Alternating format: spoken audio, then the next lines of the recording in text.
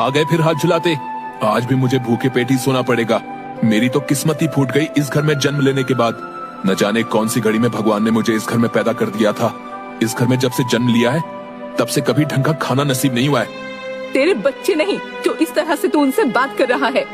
इन्होंने आज तक एक पिता होने का कौन सा फर्ज निभाया है जो मैं इनसे तमीज से बात करूं?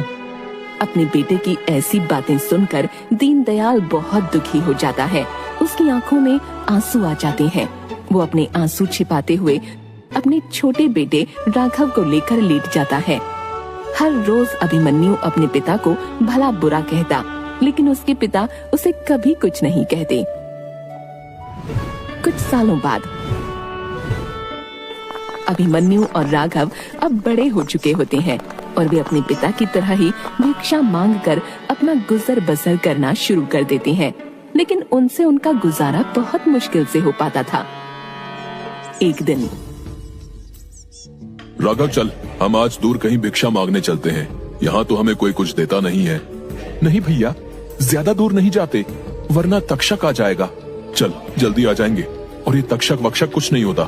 नहीं भैया, होता है तक्षक, माँ ने मुझे बताया है। राघव अपने भाई की बात मान लेता है और वो दोनों भिक्षा मांगने के लिए निकल जाते हैं। थोड़ी दूर चलने के बाद उन्हें बहुत सारे घर दिखते हैं, जिन्हें देखकर वे दोनों खुश हो जाते हैं और दोनों भिक्षा मांगना शुरू कर देते हैं और हर घर से उन्हें कुछ न कुछ मिल जाता है। थोड़ी देर और चलने के बाद उन्हें एक घर मिलता है। वो वहाँ भी भिक्षा मांगने के लिए रुक जाते हैं। भिक्षाम देहि, भिक्षाम देहि।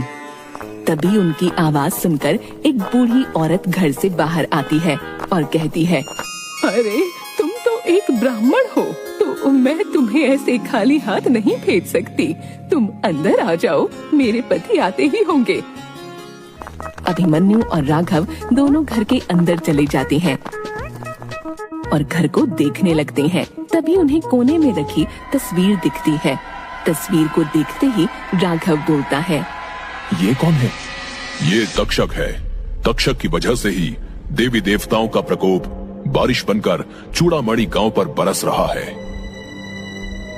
राघव तक्षक का नाम सुनते ही डर जाता है। तभी अभिमन्यु बोलता है, देवी देवताओं का प्रकोप कैसे? और ये तक्षक कौन है? तक्षक मोगी देवी की पहली संतान थी। तक्षक बहुत लालची था। उसने देवी के सारे सोने को हड़प लिया था और जैसे ही तक्षक अनाज को हड़पने वाला था, सारे देवी देवताओं ने उस पर हमला कर दिया और अपनी संतान को देवी ने बचाने के लिए शर्त रखी। और वो शर्त थी कि कोई भी तक्षक की पूजा नहीं करेगा और सब तक्षक को भूल जाएंगे। क्या उसके बाद सब तक्षक को भूल गए? नहीं, कुछ सालों बाद ही चूड़ामणि गांव के लोगों ने तक्षक का मंदिर बनाया और उसकी पूजा की, जिसकी वजह से सभी देवी देवता क्रोधित हो गए। और तब से लेकर आज तक देवी देवताओं का गुस्सा चूड़ामणि गांव पर बारिश बनकर बरस रहा है। लेकिन लोगों के द्वारा मंदिर बनाए जाने पर तक्षक बहुत खुश हुआ और खुश होकर उसने अपना सारा सोना मंदिर को समर्पित कर दिया। क्या वो सोना अभी भी उस मंदिर में है?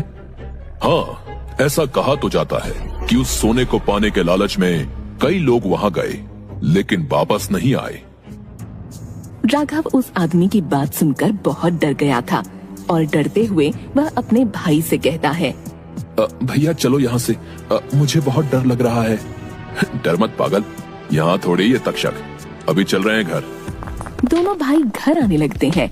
अभिमन्यु पूरे रास्ते उस आदमी के द्वारा कही बातों को सोचता रहता है और खजाने की बात उसके दिमाग में गूंजने लगती है और उसके मन में भी। और लोगों की तरह उस खजाने को पाने के लालच में वह आ जाता है और उस मंदिर में जाने का फैसला करता है।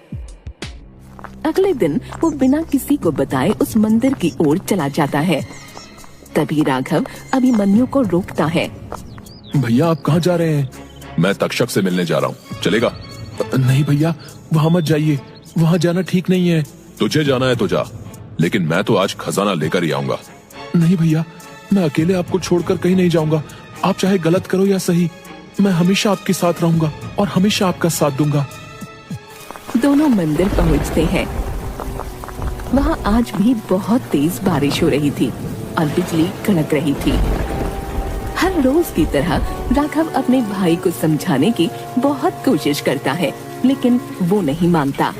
और जैसे ही वो दोनों मंदिर में अपने कदम रखते हैं, बहुत तेज बिजली कड़कती है, जिसे देखकर अभिमन्यु और राघव डर जाते हैं। और राघव अपने भाई को फिर से मना करता है।